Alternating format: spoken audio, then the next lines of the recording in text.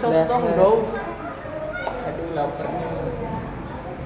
Assalamualaikum. Gitu udah. Udah.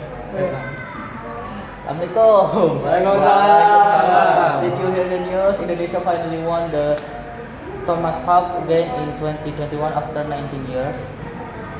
Yes, I watched the final against China. Indonesian player was so strong. Ginting, Fikri, Bagas, everyone played their best. I saw it too when they scored the last point. The team jumped and hugged each other. It was so emotional. Ginting so strong ya.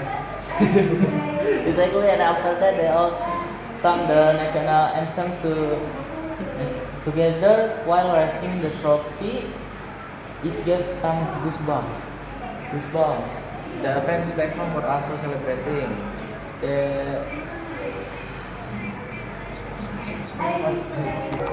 Even though the match was held in Denmark, Indonesian supporters filled the arena with red and white flags. Nice. It shows us Indonesian really love badminton. Indonesians winning the Thomas Cup after 2 decades really makes history. Yet it's not just about the trophy, it gives hope and pride to wild nation. True, and now many young players are inspired, and they want to be the next champion. Oh, champion? Yeah. I'm so proud of them. I really hope Indonesia will win again.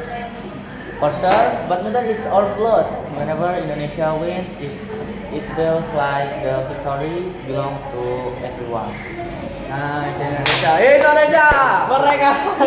Okay.